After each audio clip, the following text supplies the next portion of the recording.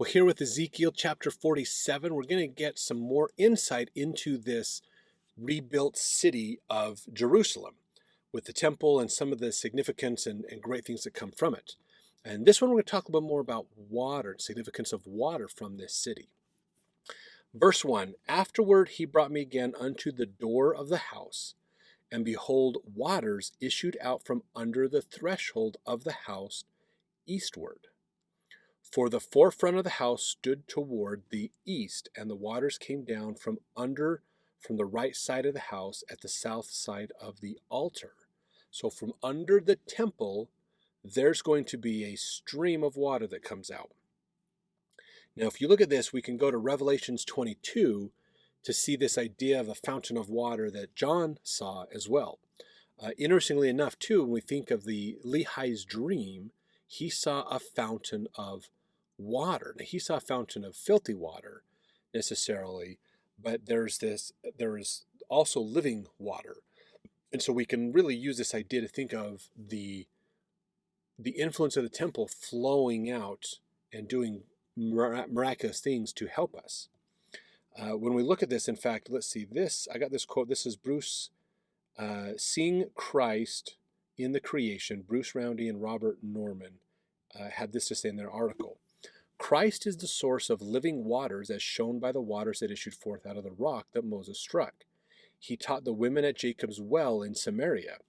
But whosoever drinketh of the water that I shall give him shall never thirst, but the water that I shall give him shall be in him a well of water springing up into everlasting life. To spiritually reawaken the Nephites, Alma reminded them, Behold, he sendeth an invitation unto all men. For the arms of mercy are extended towards them, and he saith, Repent, and I will receive you. Yea, he saith, Come unto me, and ye shall partake of the fruit of the tree of life. Yea, ye shall eat and drink of the bread and waters of life freely. This invitation has been extended through the restoration in the latter days. One can accept the invitation by being baptized in water, which is symbolic of the cleansing power of the atonement. Now Ezekiel had a vision in which waters issued forth from the altar in the temple and became a river that I could not pass over, for the waters were risen, waters to swim in. They're kind of jumping ahead on the verses for us, but that's we're gonna read in a minute. These waters passed through the desert to heal the saline waters of the Dead Sea, and caused trees with everlasting fruit to grow on the riverbanks. John called this river a pure river of water of life, clear as crystal, proceeding out of the throne of God and the Lamb. That's Revelations 22 that we mentioned earlier. He saw that the trees on the banks were the tree of life, which bare 12 manner of fruits, and yielded her fruit every month. In the leaves of the tree were for the healing of the nations. Christ cleanses and heals spiritually dead world while ending mortal death through the resurrection. So we think of this concept of Christ as the living waters, the healing waters that we need in our life through his atonement for the resurrection. He blesses and helps us, basically, and this concept of water is an important concept. Also, Joseph Smith made a comment about this too. He said, Judah must return, Jerusalem must be rebuilt, and the temple, and water come out from under the temple, and the waters of the Dead Sea be healed.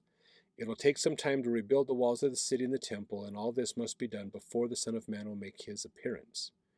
So Joseph is saying that this temple will be built, all this will be put together before Christ actually makes his appearance at this temple.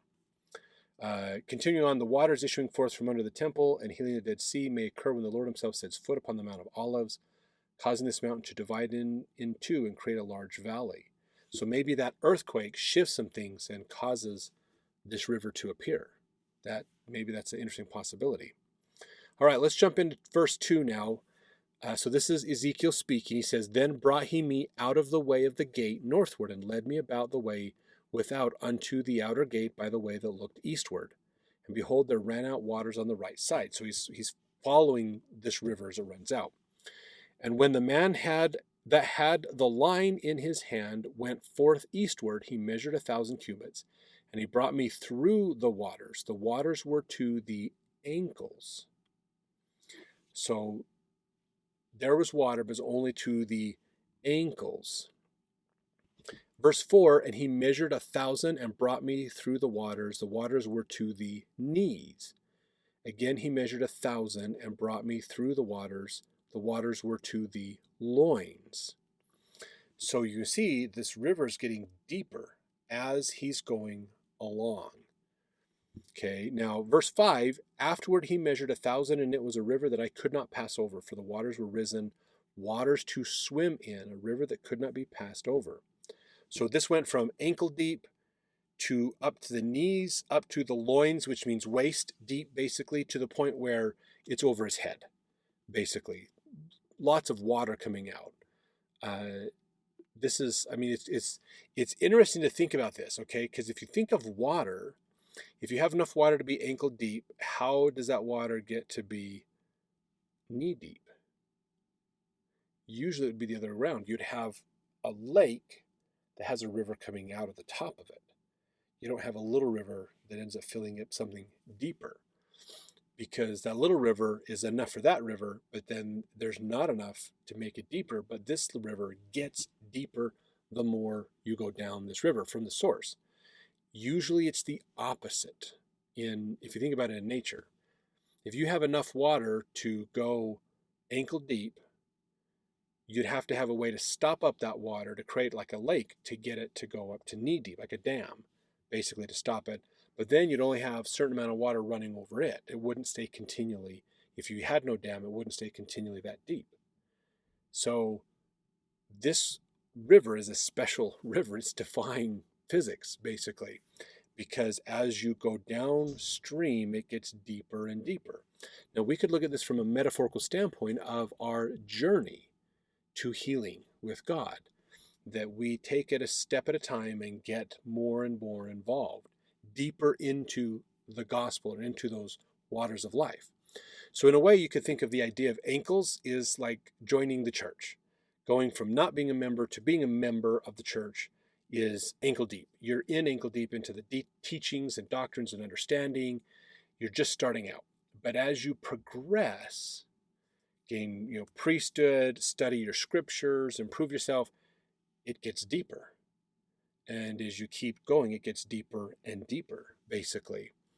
So the temple, if you think about this, so joining the church is ankle deep, studying the scriptures and living the gospel would be knee deep, waist deep would be even more living the gospel, and then over your head would be temples, getting into temples and worshiping temples, this progression basically that would be happening.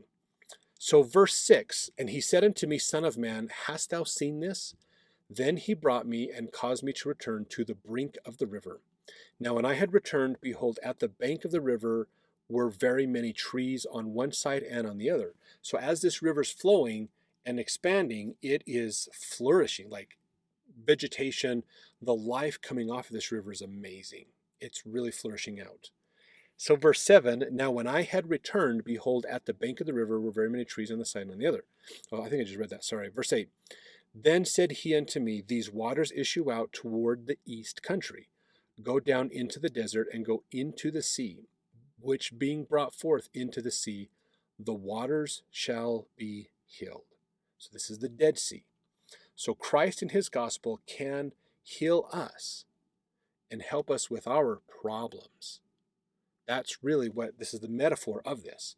Christ's waters, if we drink of his waters, if we take into us his gospel, make it a part of us, he can heal us. He can bless us.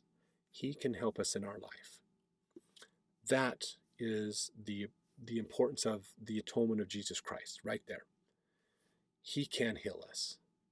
And this all comes through temples. Makes a big difference. Baptism is an important part too. But all this makes a difference. Christ in your life will help you to have a better life. Not an easier life, not a more profitable economically life, but a better life inside. Verse 9, it shall come to pass that everything that liveth, which moveth whithersoever the river shall come, shall live. There shall be a very great multitude of fish, because these waters shall come thither, for they shall be healed, and everything shall live whither the river cometh. So again, the amount of life coming off this river is phenomenal. Just, it's going to be amazing. Verse 10, and it shall come to pass that the fishers shall stand upon it from En-gedi even unto En-galaim. They shall be a place to spread forth nets. Their fish shall be according to their kinds, as the fish of the great sea, exceeding many. Now the Dead Sea is called the Dead Sea for a reason. It is the saltiest body of water. Now the reason it's the saltiest body of water is because it's at the low point in the geography around them. It's the low point. So the way water gets out of the Dead Sea is by evaporation. So it all goes down there, and then the water evaporates, but the salt stays. So as more rivers run in, more salt comes in, but the water leaves and the salt stays. So it keeps compounding this. So you can't really grow anything in the Dead Sea or with that water. It's too salty. It changes your soil, and it kills the plants. But now, this Dead Sea, this huge river that's getting bigger as it goes down towards it, is going to be something that will allow us to grow. It'll supply lots and lots of fish. This is amazing. This is going to be a miraculous experience to have this happen. Verse 11, but the miry places thereof and the marshes thereof shall not be healed. They shall be given to salt.